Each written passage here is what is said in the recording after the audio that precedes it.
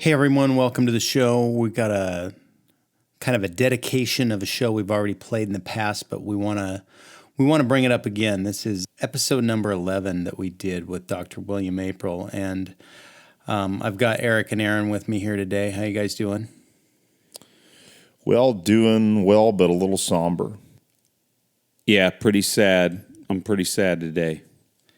Yeah, we received some news that is it's pretty much out there in the open now, but Dr. William Aprill has passed and is no longer with us. And I just want to say, Godspeed, but what an amazing individual, and what he was willing to give to the community and share and teach with others what it does is it leaves a void that we need to fill. And we want to re-release this show because he talked about how he got to be where he was, and it was just a wonderful camaraderie conversation between, the four of us, and it's something we want to leave as part of the memory of what he was and what he did. What do you guys think? Well, I saw Cecil Birch just a little bit ago mentioning on social media that he was blown away by the outpouring of love and just respect for William, and it is amazing to see how many lives he touched and how many people learned from him. He really is, like you said, Brian, it is a hole that somehow needs to be filled, whether that's someone that comes in that knows his material really well. I don't know the answer to that, but we will do our part, and that's what this show is at least a small token to make sure that his information is still propagated. And I would just like to say a couple of words. On the show, we talk about that I was able to take the Establishing Dominance Paradigm class with him, Tom Givens, and Craig Douglas.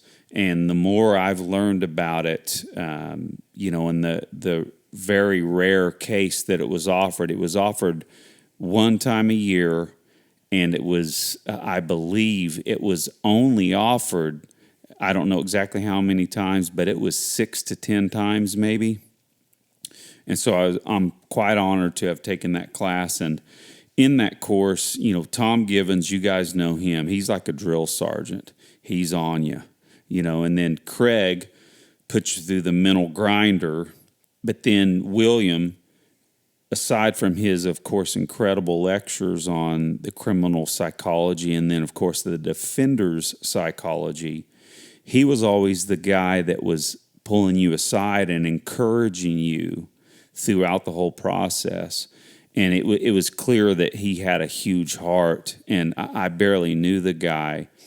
Through social media and us working with him on a couple of episodes, it was apparent what a great person he was. A very humble person, but yet a brilliant mind. And, I'm honored to have been able to speak with him and work with him and learn from him. Well, if I can say that I'm deeply saddened myself. I'm when I found out the news, because it's actually, you guys started texting about it, and my wife texted me, and I saw her text first, and she said, is it true that William Aprill passed? And man, I'm telling you, it hit me hard, and for the audience out there, in the EvoSet crew, Aaron's the only member of our team that's trained or met William, but William has impacted all three of us and thousands of other people monumentally. And through his brilliant instruction, helping us understand ourselves, as it relates to how our mind works as it relates to self-defense and the criminal's mind. I mean, it's an incredible way or a dichotomy to look at what we really need to be thinking about as far as the mental game goes. And, it's just, I mean, I'll say it this way. I mean, we can't replace William, that's impossible. But it's going to be real tough not to have somebody out there helping us with the mental game. We would hope that, like Aaron said, that those that have learned from him and that have a similar background that can kind of try to take some of that mantle up and, carry that on, because we're going to need that. We continue to need that instruction in this community. Would you guys agree? Absolutely. Oh, yeah. And I actually enjoyed his lectures more than, I'll be honest. I love Craig, I love Tom, but I said it on the interview, I enjoyed William's instruction the most in that class. It was just riveting. You didn't need coffee to stay awake. His knowledge that he was putting forth was just fascinating, and he was entertaining, but the information that he gave was priceless. Well, Aaron, if I can actually clarify my previous comments, that we need instruction on the mind is what I was basically saying. I want to double down on the fact that William, it was one of a kind, and the void that's going to be in this community with losing him is pretty tough. The training community needs to understand the mind. I'm just hoping that we've got some folks out there that can still help us with that, because it's going to be tough to fill his shoes. All right, guys, before we go ahead and play the interview, we need to make sure that we tell the guys in the Shivworks Collective, Paul Sharp, Craig Douglas, Larry Lindeman, Chris Fry, and Cecil Birch. Our hearts go out to you guys. We know that you knew William best, and we know this is a really hard time for you guys. So just know that there are thousands of people that are thinking of you guys also. You guys want to go ahead and play William's interview? Let's do it. Right on. Let's go ahead and cue this up. This was a great interview, and it would have been worth resharing either way, but timeliness brings us that this is the right time to do it. So without any further ado, here's Dr. William Aprill. Hey, welcome back, everybody. Brian here with Eric and Aaron, and of course, we have a wonderful guest, William Aprill of Aprill Risk Consulting. Very happy that he took some time to come to our show today, and even if not properly referenced every time, we do quote you on a regular basis. So we appreciate having you here, and I believe that's going to be pretty cool because I think this is going to be a great show. You're someone that we've really wanted to have on for a while. So welcome, William. Well, thanks for having me. I really appreciate it. So might as well start out with the basics. As some of our audience may not know, you own and operate Aprill Risk Consulting, but if you want to give us a little background, just give us a synopsis of how you came to be where you are and, just who you are a little bit. Sure. Well, I guess the short version is that I'm a consultant and a trainer, but I got into this end of things sort of the long way around the barn.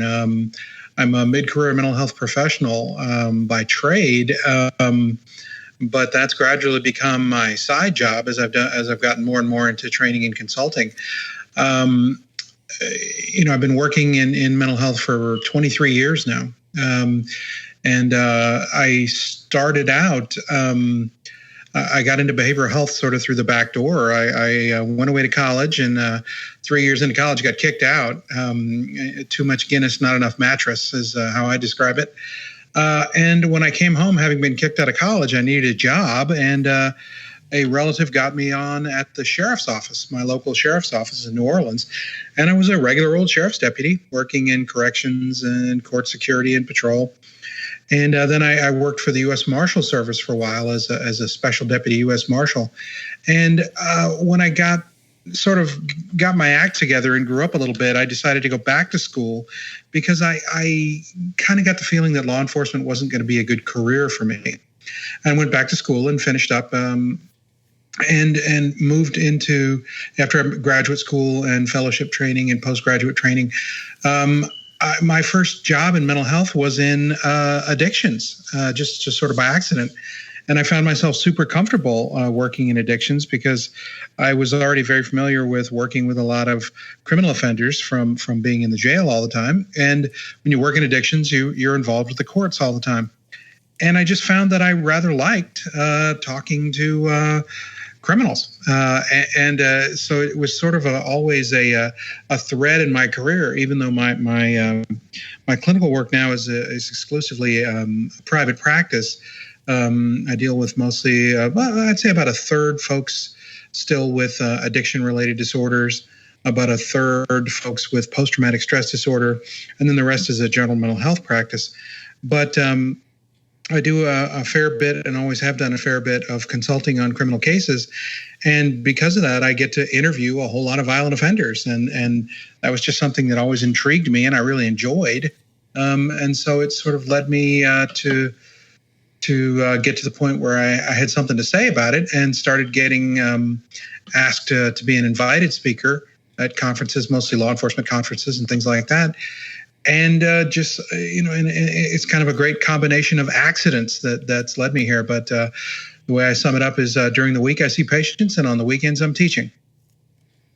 Nice, very good. That's a large body of work. It's funny that you say mid-career and you've been in the mental health industry for 23 years. So that's the entire breadth of a lot of people's careers. So, well, geez, I hope I'm not going to drop dead, anytime in the next week or two. So I'll get at least another solid 20 years out of it. That would be good. Yeah, no, that's awesome. That's a large body of work. Now, did your years in law enforcement and dealing with, criminals, how did you really feel that you wanted away from that, or was it just that you found the right opportunity to transition? Well, I realized the biggest thing was I realized I had wasted 3 years of college. I frankly should have taken some time off after high school and worked, but that kind of wasn't what my what my sort of social group of folks would do. And so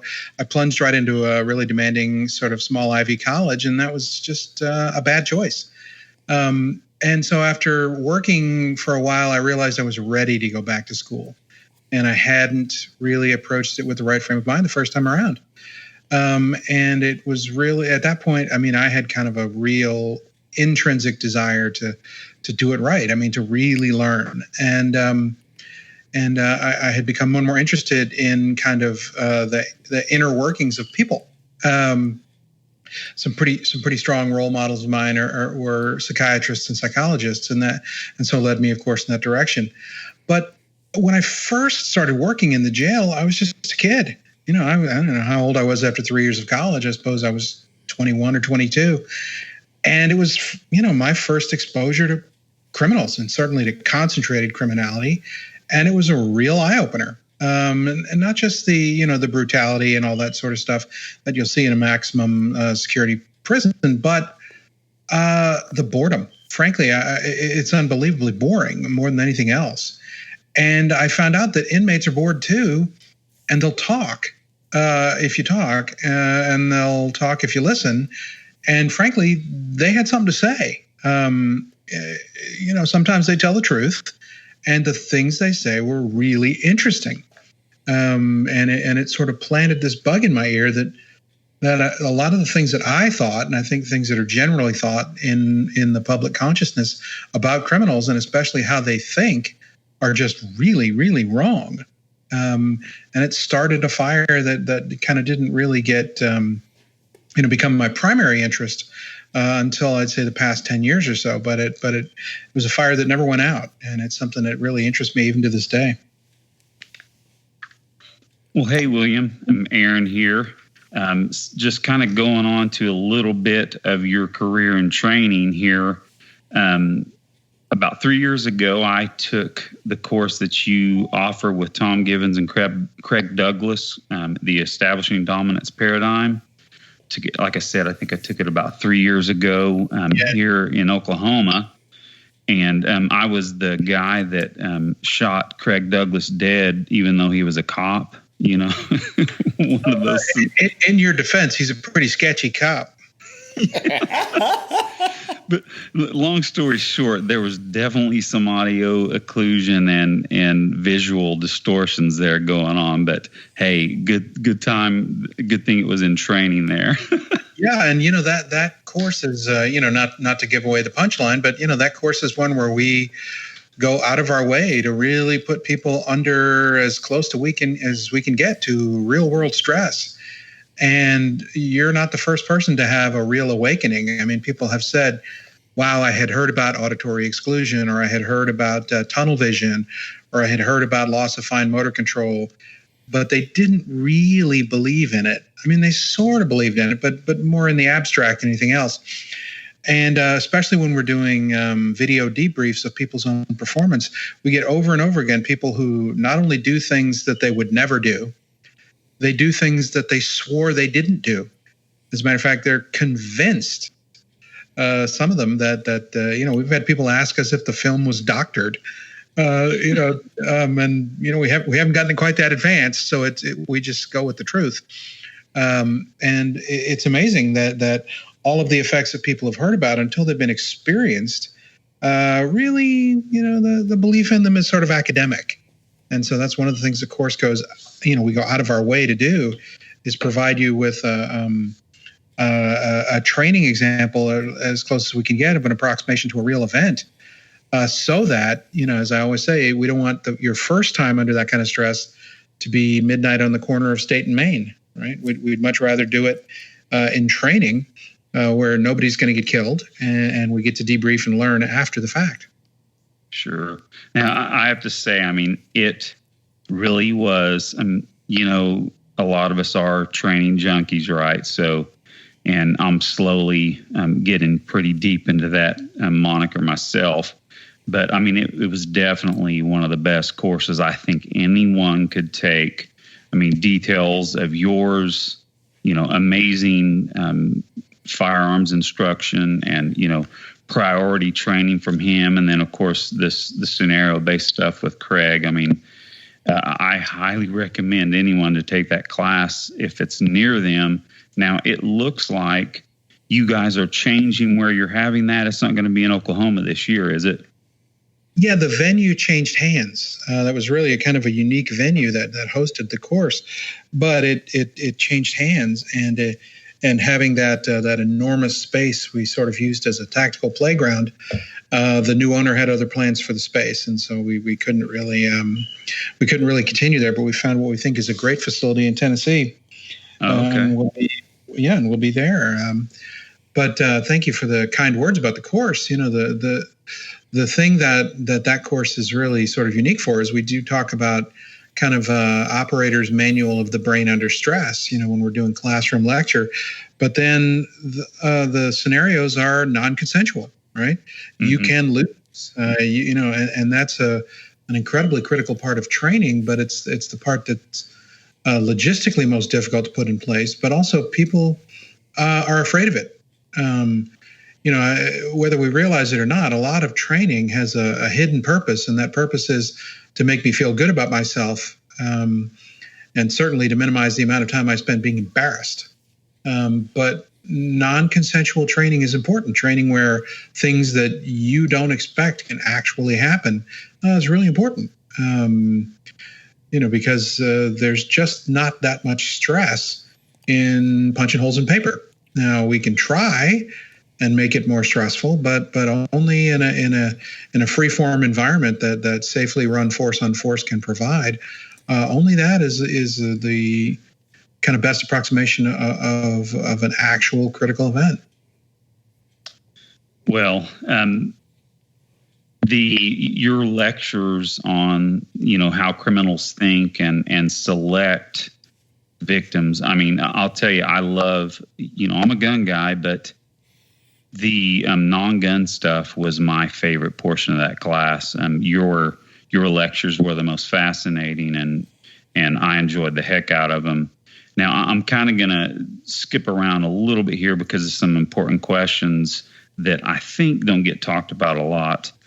Now, how much do you think mental illness plays in the lives of criminals? Or, are they suffering from mental illnesses, or do you think that a lot of people that are mentally ill become criminals? How does that shake out based on your experience in your clinical practice? Well, there's certainly no shortage of folks that are criminals that have diagnosable mental illness. But the question I think you're really getting at, and most people get at, is how much of the crime is the result of mental illness? Mm-hmm. And that answer is very little. Very little crime is actually, though it's funny you brought it up. I actually posted today on Instagram about a case of a crime. This is an older woman in the Chicago area who repeatedly trespasses in airports and attempts to stow away on commercial aircraft. And she's been arrested at the airport over half dozen times and has actually made it all the way to the UK on a flight for which she didn't have a ticket. Now, she keeps getting arrested and she keeps getting in trouble, but she has a real compulsion to do this. Now, that's a mental illness that is whose symptom is a crime. But that's the rarest kind of crime. If you think about the relationship, the most sound relationship between mental illness and crime is that victims of chronic and persistent mentally ill are much more likely to be the victims of street crime than they are perpetrated. If you think about homeless, schizophrenics, things like that, they are brutalized on the streets. They're far more likely to be a victim than a perpetrator of criminal violence. What most folks are thinking of when they'll see, let's say, a mass shooting, like the Newtown shooting and Adam Lanza, the perpetrator, is he mentally ill? Yeah, it seems to be that case. That seems to be the case. But it's more complicated than that. He also seems to have had some neurodevelopmental disorders. But on top of that, even what's much more common in shooters like that, mass shooters especially, is a personality disorder. A personality disorder is not a mental illness. There are two different kinds of conditions that affect a person's psychology. A personality disorder is, in a sense, personality in the psychological sense is your operating system, if you will. It's the patterns of behavior that govern how you interact with the world. And it's incredibly firmly rooted in your experience of the world. If you think about it, your genetic endowment, right, things you have just inborn in you, plus your experience of the world yields your personality. Now, there may very well be vulnerabilities, and the environment in which you develop will either make them worse, make those vulnerabilities, make you prey to those vulnerabilities, or will sort of have somewhat of a protective effect. But the crime, especially of mass violence, is a crime that's much more closely associated with personality disorder than with what we call frank mental illness. I think that was an awfully long answer to your question. I hope it made some sense. No, it made a lot of sense, William. A great answer. Now, well, it's just really troubling because I see a lot of people in the self-protection community, sort of gun people, to use that shorthand, sounding pretty silly about mental illness, and frankly, sounding as silly about mental illness as anti-gun people sound about guns. To say, all of these problems are 100% mental illness is just, frankly, a misapprehension of what's going on, and it's not super duper helpful. We owe it to ourselves to be at least less silly than our kind of opponents on this big, important social issue. Well, and on a side note, want to go into this too deep, but I do have to say there are some, let's say, talk show hosts that love to harp on particular individuals that do commit these mass shootings, that they are on SSRI medications, and as if that's a cause. To me, now, correct me if I'm wrong, but I mean, there are millions and millions of people on SSRIs and other psychological modifying and drugs that help them. I mean, shouldn't we have, thousands and thousands of mass shootings because of that? If exactly. That was the cause. And oversimplified answers, the second you look at them closely, they fall apart. Mm-hmm. I mean, every single mass shooter in U.S. history has at some point or another driven in a car. Does that mean cars cause mass shootings? I mean, no, of course not. We all know that correlation does not imply causation, unquote, unless people need to make a point. And then they're perfectly okay with correlation, causing events. The reason, the majority of school shooters, unquote, or every school shooter, unquote, you'll hear all these things sort of thrown around, has been on SSRIs, is that they're deeply troubled kids. And somebody has tried to help them, including bringing them to a physician who put them on a medication. They were deeply troubled in the first place. There is no evidence that you can take a perfectly healthy person and put them on an SSRI and they'll become a school shooter. First off, why would you put a perfectly healthy person on an SSRI? But even assuming you did, the notion that that's going to turn them into a mass killer is absurd. There is some increase, especially in adolescence, and this sort of gets everyone's ears perked up. In self-injurious behavior and in suicidal and homicidal ideation, having the thoughts. But the notion that they cause mass violence is absurd. And I wish people would just let that go.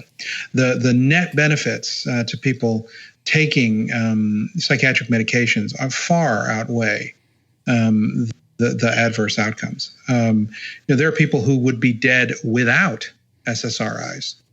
And so, they certainly have the right to feel a little anxious that SSRIs are being kind of, vilified in this really ridiculous way. The same sort of thing has happened with video games now and again.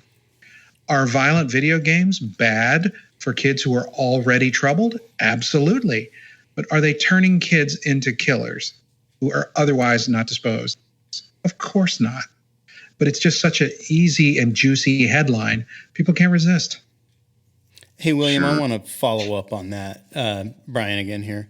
The personality disorder aspect, and I fully understand what you're explaining, but I want to just maybe clarify even a little more for our listeners. This is a situation where we don't have an individual with like a disconnect from reality.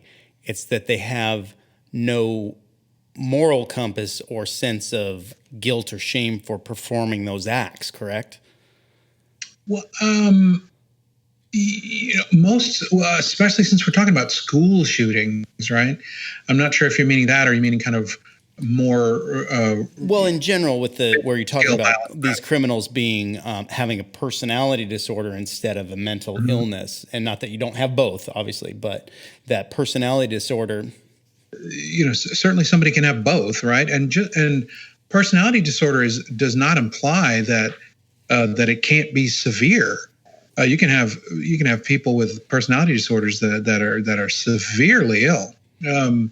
Let's say antisocial personality disorder, right? Somebody who from the earliest time of their life has been steered toward being violent. Until violence is intrinsic to how they see the world. They see violence as necessary. They see it as the only thing that works. They see it as a perfectly viable interpersonal strategy. Well, that person is gravely ill and is a grave risk to the people around them.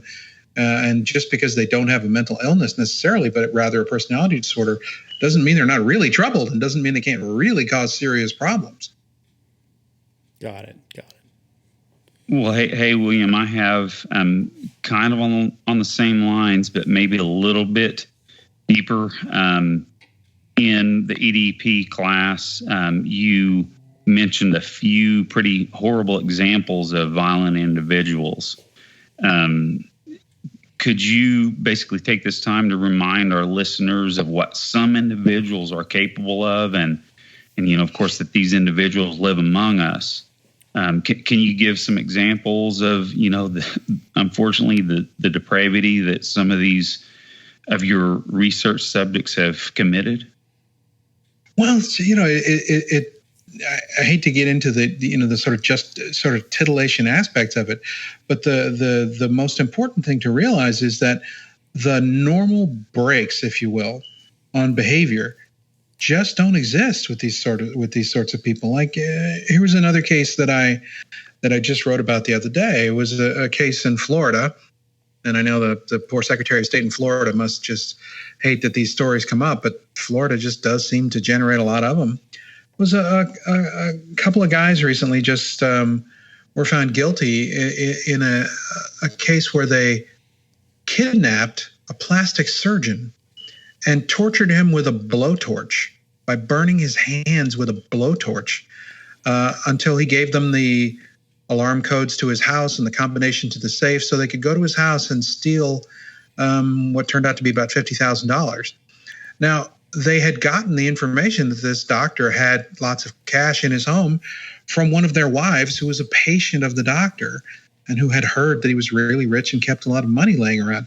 So these are two people who've never met this man and yet have no problem kidnapping him and torturing him savagely. They almost burned both his hands off with a blowtorch just for some money. And by the way, they had planned to extort a much more substantial sum of money from his family, but they didn't wind up getting any money out of the extortion. Now, you would think that if to torture someone nearly to death, there'd have to be some real animus, and you'd actually have to hate this person. But no, this was purely for money. So the normal breaks that would stop normal folks from doing the worst things we can imagine just aren't there. And that's really puzzling to normal folks because they can't see themselves doing anything even remotely like that, no matter what the motivation. And so to do it for just money is almost unthinkable. But what really concerns me about that is that people find it very hard, normal, ordinary, regular people find it very hard to concentrate on this sort of real depravity because it's just too awful. It's just too awful to contemplate. And so it's easy to sort of throw your hands up and say, well, there's no predicting what's going to go on. Well, that's not true at all. We have to look pretty closely at especially these really disturbing cases because we need to protect ourselves from them.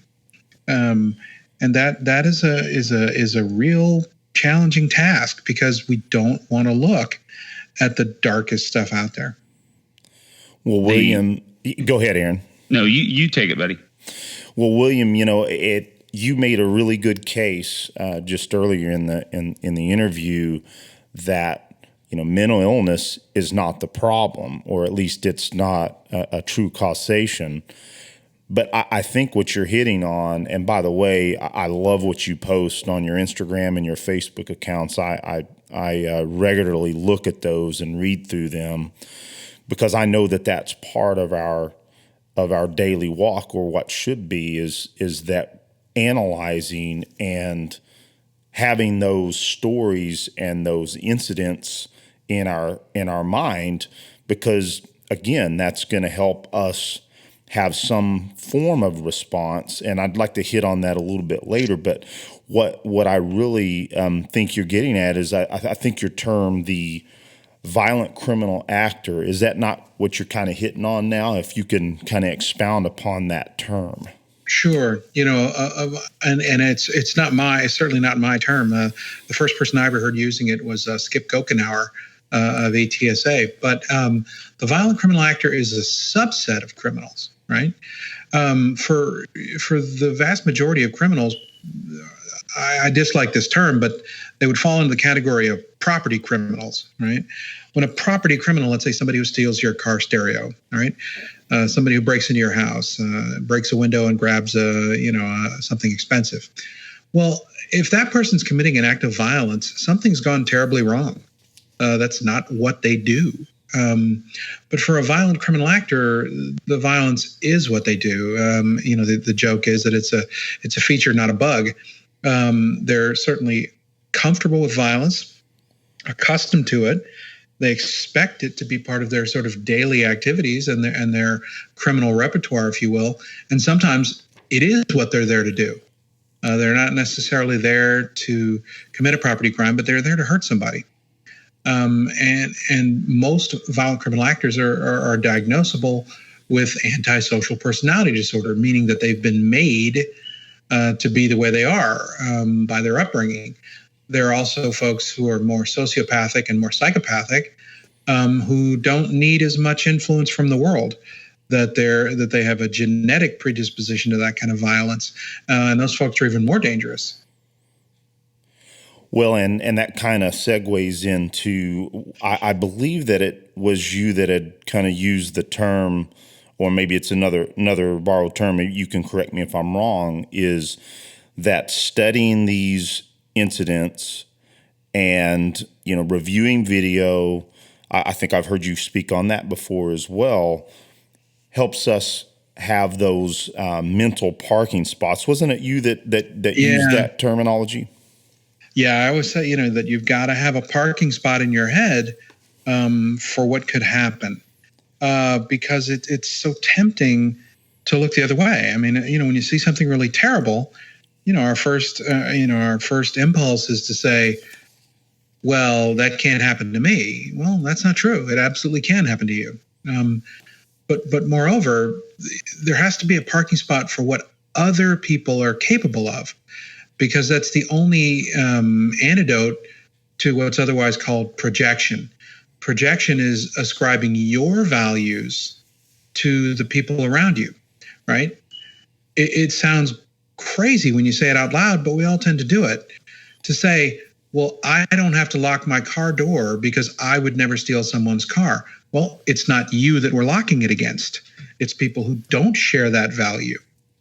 But it's easy to project our values outward, to say, well, I'm a nice, decent, hardworking, God-fearing guy, so the next person to walk down the street will be just like me.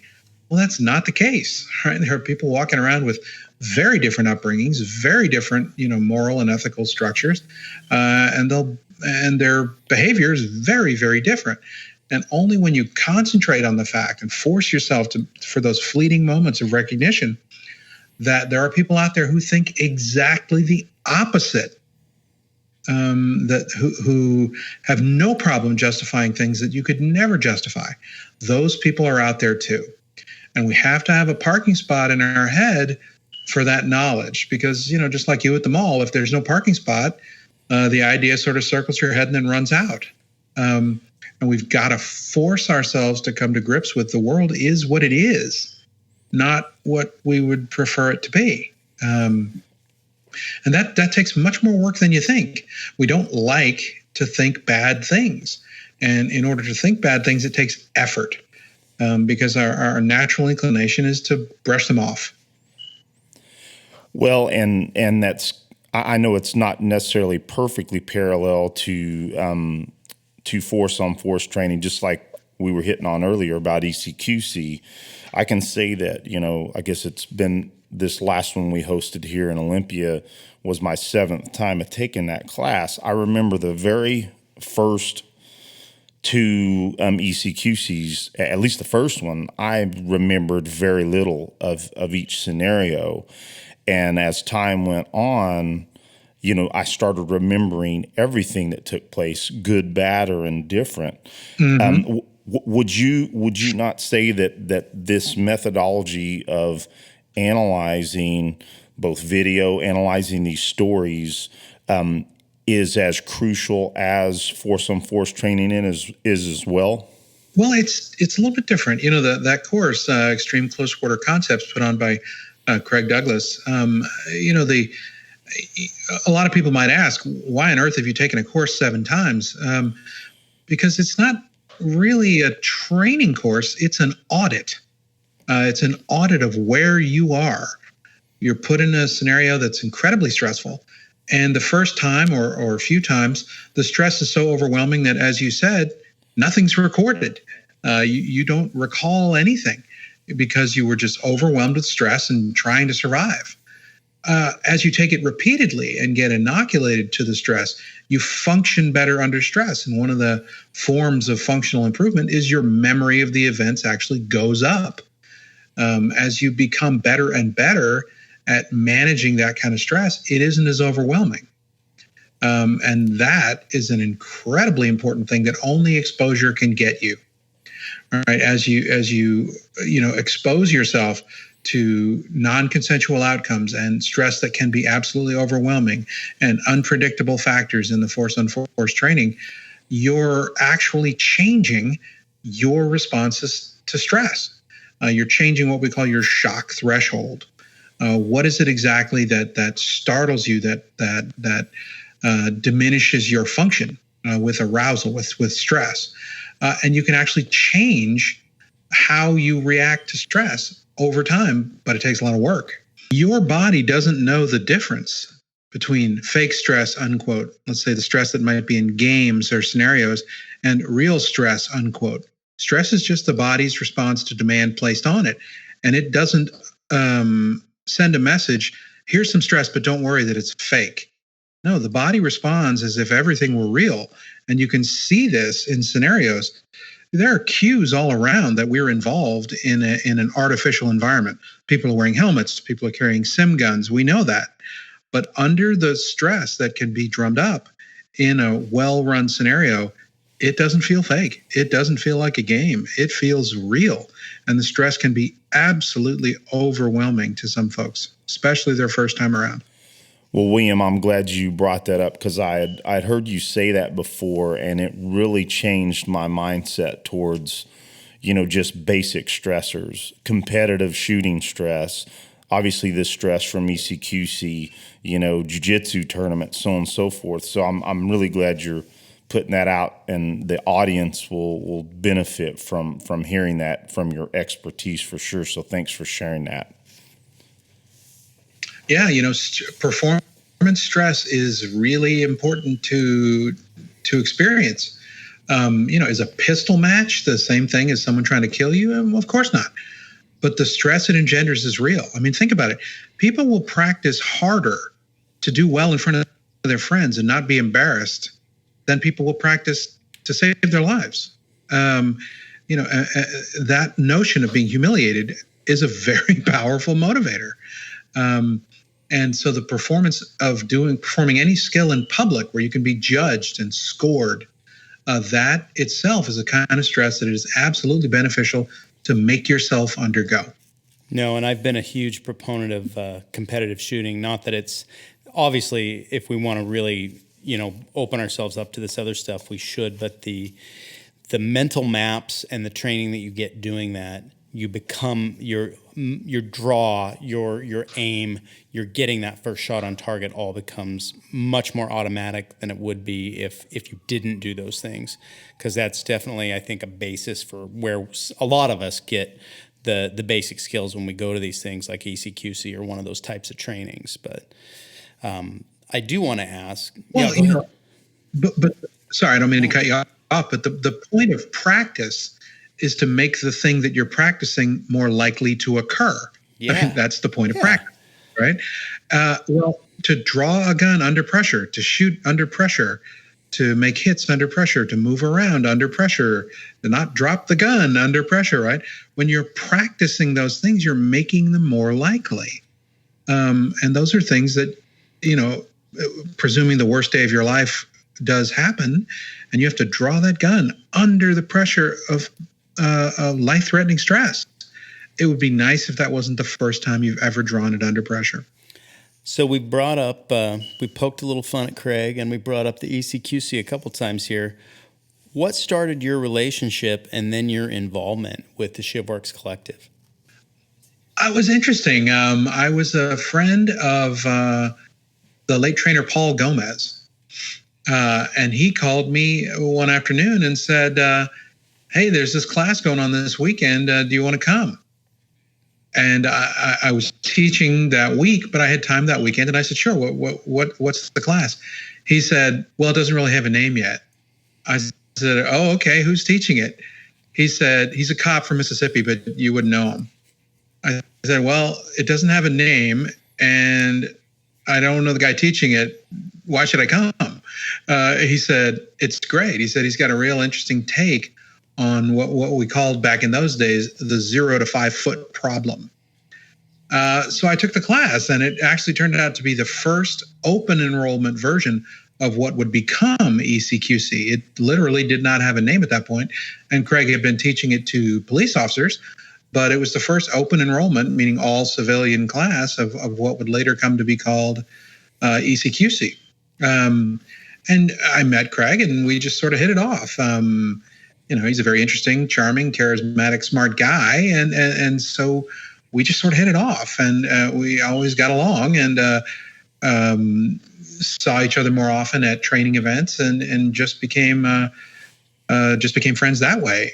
And the circle of people that I knew that knew Craig kind of gradually expanded. And if you think about the group we call the kind of Shivworks Collective, now it's all guys that we met that way, and we just share not just technical approaches, but philosophical approaches to the problem. And I think there are guys that have incredibly valuable things to say about the problem. And that's Cecil Birch of Immediate Action Combatives, right? Larry Lindemann of Point Driven Training, Chris Fry now out at Progressive Force Concepts and Modern Defensive Training Systems, Paul Sharp of Straight Blast Gym and Sharp Defense, Craig Douglas, obviously, and me. We've just sort of, aggregated together over time. We just we're good friends now, but we got started out as more kind of kindred spirits. We just had a take on things that meshed and agreed and worked well together, and especially kind of this sense of inquiry that there's big things out there to be known, and we got to figure out what they are. And that's where the kind of motto came from: be honest about the problem and do the work. One of the biggest problems with not just martial arts training, but also gun training, knife training, et cetera, is that people aren't really honest about the problems that they face. And so that was one of the first things that kind of illuminated and bound the whole group together, was this notion of figuring out what's really going on and working hard to figure out what you can do about it, and getting away from some of the pitfalls of the models that came before. Well, I'm nowhere near quite the student that Eric here is. He's been to quite a few more trainings than I have. I've just been to the most recent ECQC, but one of the things that I noticed right away, and of course in talking with the instructors and helpers that were there with Craig, the intensity with which they want to share the information. This is not show up, pay your money, wait, get 8 hours of training. He does this because he wants other people to have this information, and I love what you're sharing there about the reason that you're doing what you're doing is to learn more about the problem and how to solve the problem. And that's what I see with this, and that's what really drew me in once immediately. I had an idea of what was going to happen that weekend, but actually experiencing it was life-changing without a doubt. So, yeah. I appreciate. And it's not a coincidence that when I look around at the sort of, Shivworks Collective members, Craig was a cop, and Larry was a cop, and Paul was a cop, and I was a cop, and Cecil has very high level, world-class level competition experience, and Chris has been involved in this for the better part of 30 years now. It's real. When you've seen human brutality up close and personal, it's very real. And I say to people all the time, some people say, what's the thing you want students most to take away from the class? And I say, whatever it takes to make them less likely to get killed. The thing that they take away from the class, that's the most important one, is that they're in some way better than they were when they showed up, because it matters, right? It's not a simple, matter of doing better at your next competition. the threat is real and existential. And we want people to be less likely to die after having taken the class. That sounds, ridiculously, clear, but you'd be surprised how little that comes up in most regular classes, especially firearms classes. They tend to be about running the gun and about, beating your neighbor and performance standards, beating those. But, as Tom Givens says, we carry a gun because we might have to kill somebody with it, not because I want to do my, exceed my PR on an El Presidente. I carry a gun, certainly not out of comfort, but because I might need it to kill somebody. And that kind of baseline groundedness, I think, is really, really important, but it's all too easy to let go. As I get deeper in this industry and deeper into my training, it's become, and maybe this is something that I'll get over with time, but it's so frustrating to me how little, of course, gun owners, and this is axiomatic and even trite, but that so few gun owners, shooters are even the least bit interested in, let's say, taking a class from the gentlemen, you guys that make up the Shivworks Collective. I mean, you bring up your guys' names, and your average shooter and gun owner just looks at you like you're dumb, and it just amazes me the lack of interest beyond doing anything but shooting a dang gun. And well, they're not wrong. I mean, shooting is fun and should be fun. Mm-hmm. Believe me, I have no problem with, as long as we maintain the distinction between going shooting, which is a really fun thing to do. Taking part in the shooting sports is really fun to do. And training, right? Training is about, unless it's sport specific training, like if you want to be a high level pistol competitor and you take trainings that are specifically aimed at those performance disciplines, Steel Challenge or USPSA, that's great. And a lot of those guys, that are high level competitors don't really think of a gun as a self-defense instrument. For them, it's a piece of sporting equipment, like a tennis racket or a golf club. And the notion that you'd carry a tennis racket around on a daily basis is just bizarre. And I get it. I'm certainly not judging those people. But for me, it's a tool. And tools have specific purposes. And I don't really take part in the shooting sports. I have, but that's not what motivates me. But I have seen people hurt badly by violent criminals, and that's not something I'm going to take part in uncontested. That I'm not going to be subject to without at least getting a vote. Well, hey, on that training aspect, what is your current deep dive in training these days? Strangely enough, I've been intrigued by the impact of speech. And it sounds really weird, but I've been very interested in how con men use speech to manipulate, and sort of been deep diving into that. The weird linguistics of it and all that, and the kind of manipulation strategies using just speech.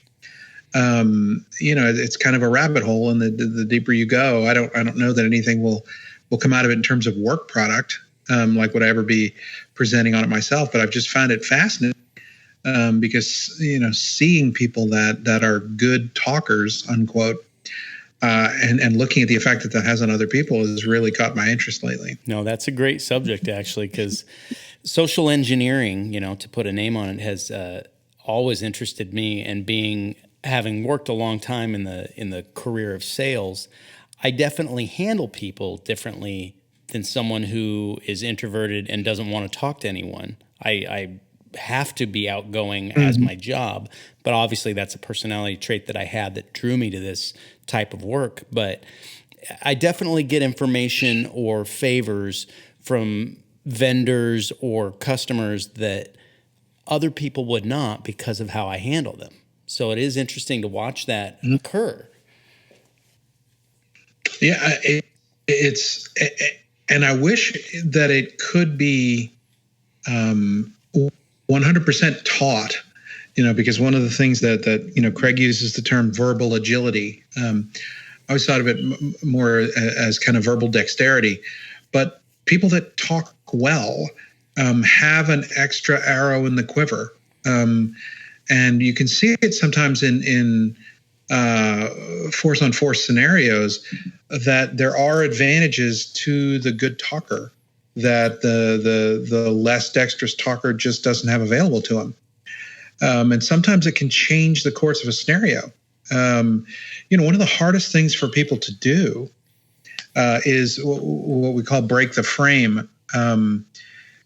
Say something so odd and so out of place that the person, let's say that they are a criminal offender and they're running some sort of game, that they'll sort of not know how to compute what you said.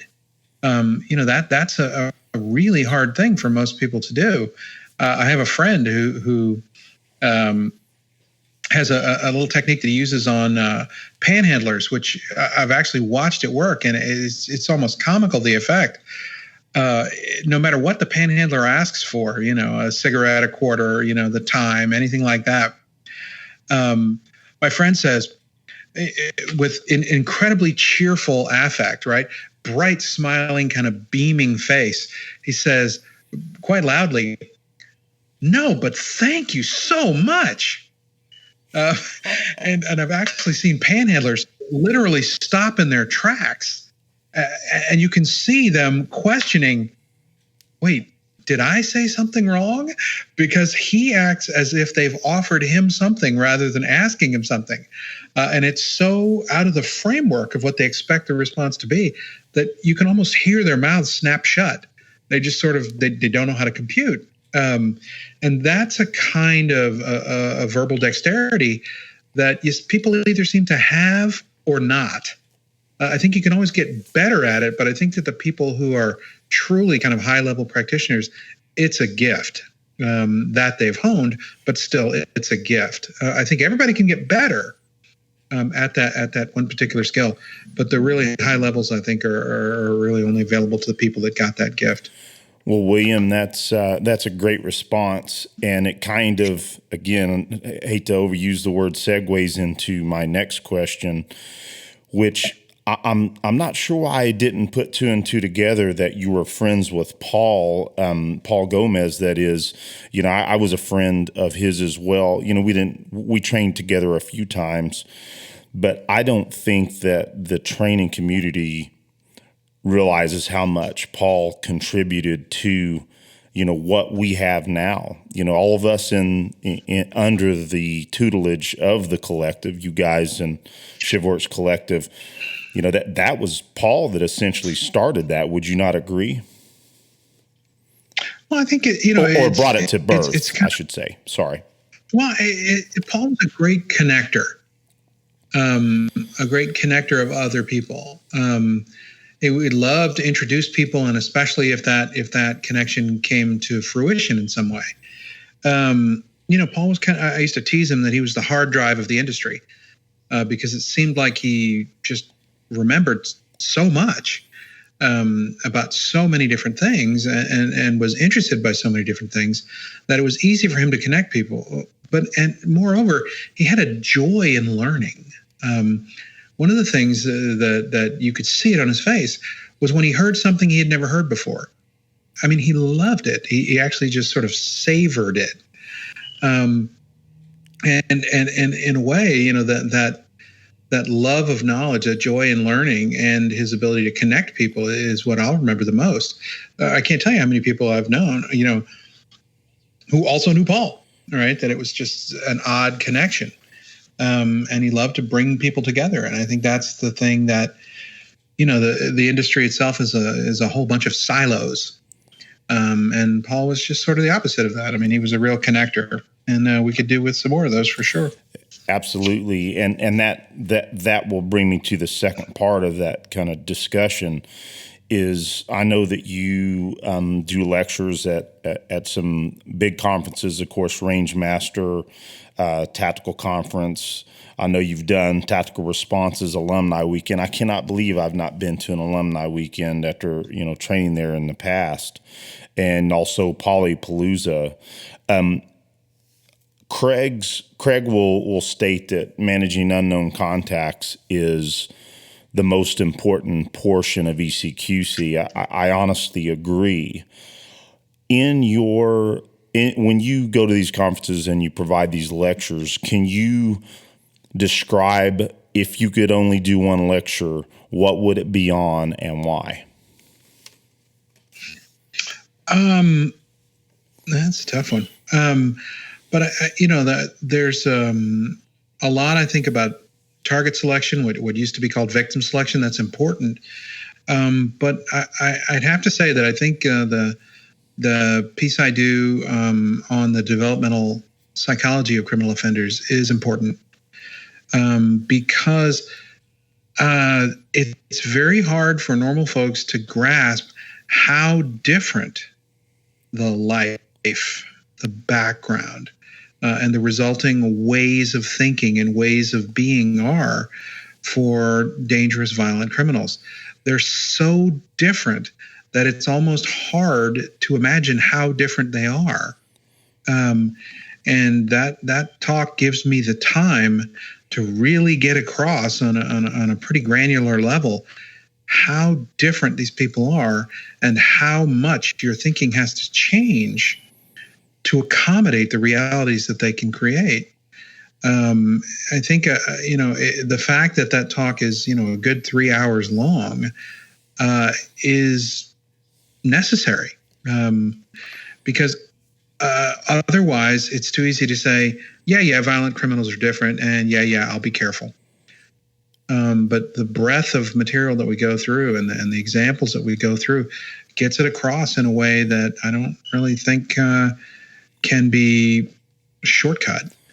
Well, it just occurred to me that it could be shortcut by being victimized, but we don't want that, right? That's the far too painful way and far too costly way to learn those lessons.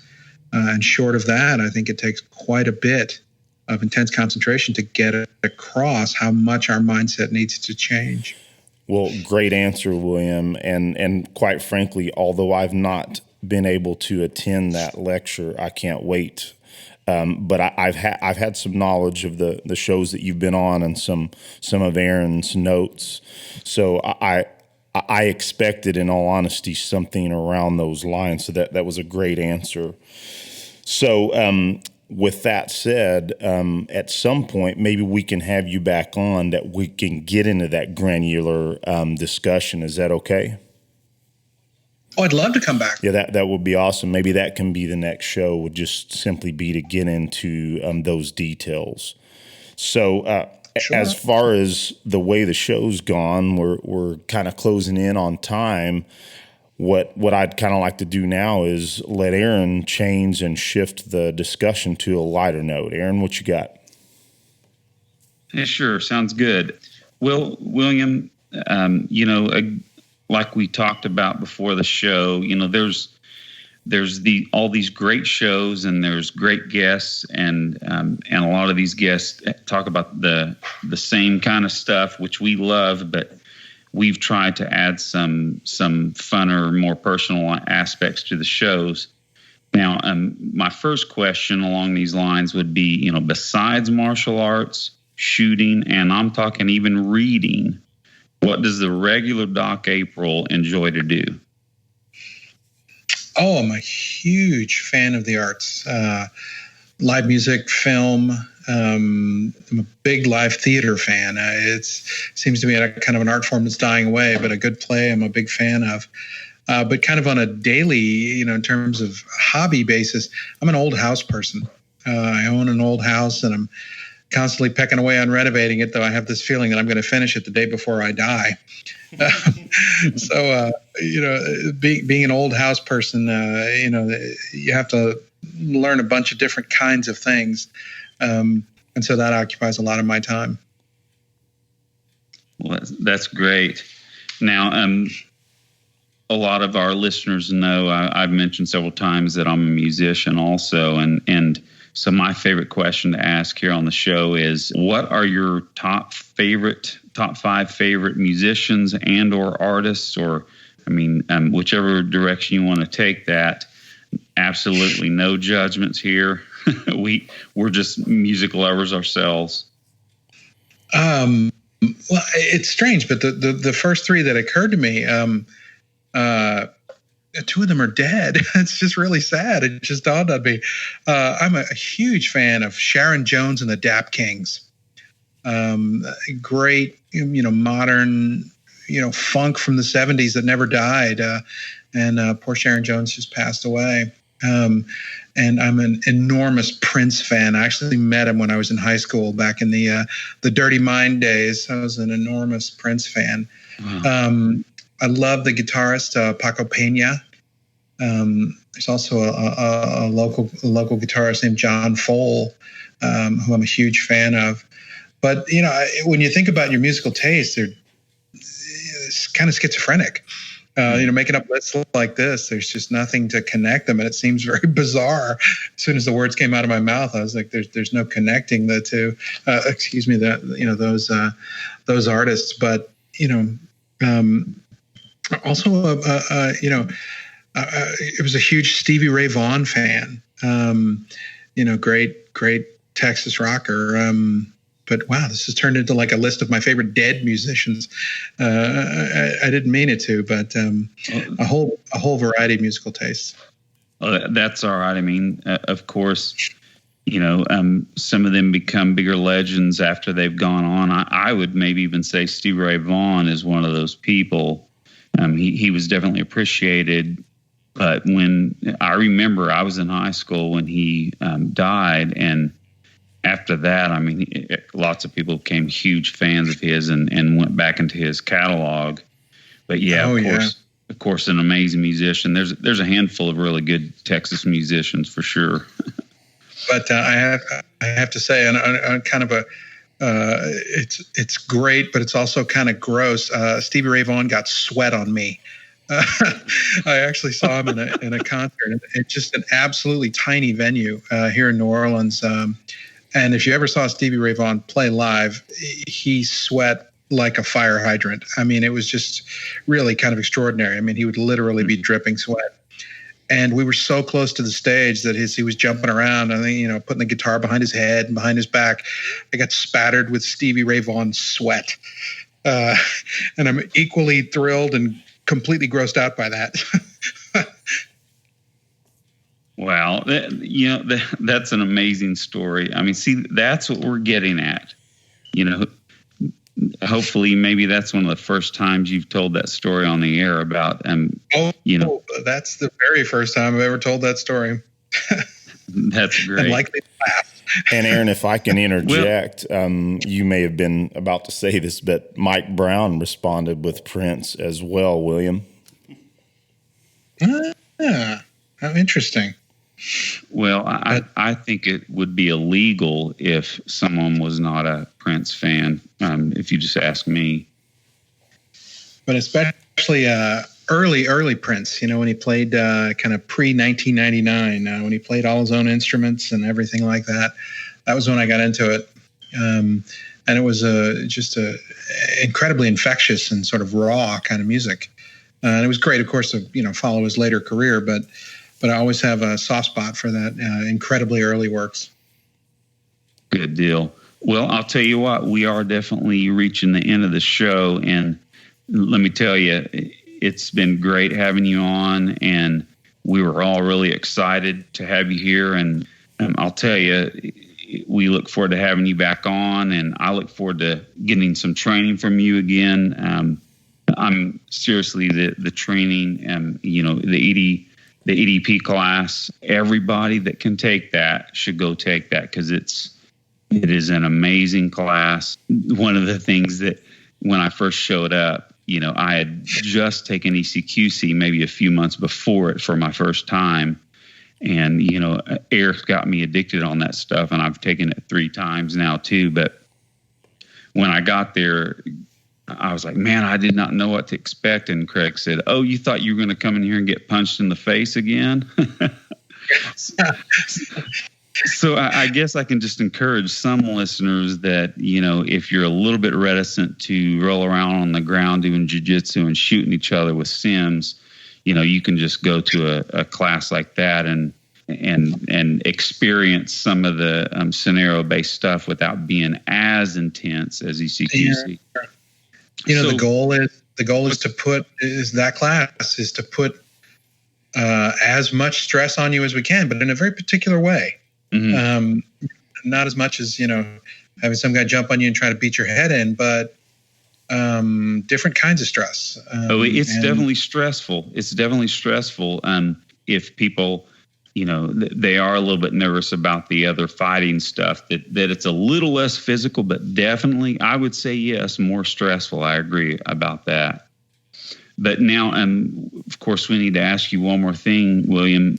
Why don't you let the audience know where they can find you and, upcoming training events, et cetera?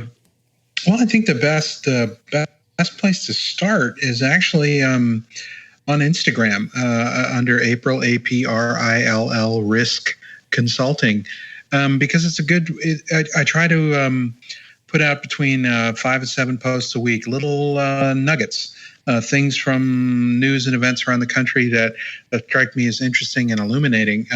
It's a good entree to how I think about things, and then on from there you can go to Facebook, and I publish most of the same stuff and find out about courses and things like that. We're all over the country, of course. I'll be in Michigan this coming week, and then in Colorado the week after. So around the country pretty often. Awesome. Now, real quick, when is the next Establishing Dominance Paradigm class? It is, I believe, let me see. Sorry to put you on the spot there. No, not at all. January 10th, 11th, and 12th in Tennessee. But the one thing about that class is it sells out quickly. I believe it sold out in 5 hours. So when we open up a date, it usually sells out very shortly after we post a date. So it's been sold out for almost a year. But if you go through the rangemaster.com website, Tom is the kind of overseer of the registrations and things. You can always check in and see if there's a cancellation or a last minute opening, or for illness or some kind of logistical problem, somebody can't come. It's possible, we don't want to hold your breath, but it's possible that a slot may open up. Well, that's awesome. It kind of lets me have a badge of honor for being able to have taken it. Yeah, you got it. That's a very limited. That's a very limited enrollment class, and we only offer it once a year. Getting the 3 of us to have an open weekend in our schedules is pretty hard, and we, that's a class that we really enjoy putting on. Not to, reveal any secrets, but we're learning from watching the students process the material. We're learning from that too, and so it's very valuable all around, I think. Great, William. Well, I think we can go ahead and let you go. You've given us a lot of your time, and again, we just really appreciate it. This is a blast for us. You're someone we respect greatly and have been following you for years, and to have you on our show, this new endeavor that we have over the last 6 months or so, we're just honored and just want to thank you for it. No, thank you very much for having me on. I'd love to come back. Good deal. Well, if we don't have anything else to say on over there in Washington, I think we're going to go ahead and let William go. All right. Good night, everybody. Take care, William. Thanks a lot. Thank you again.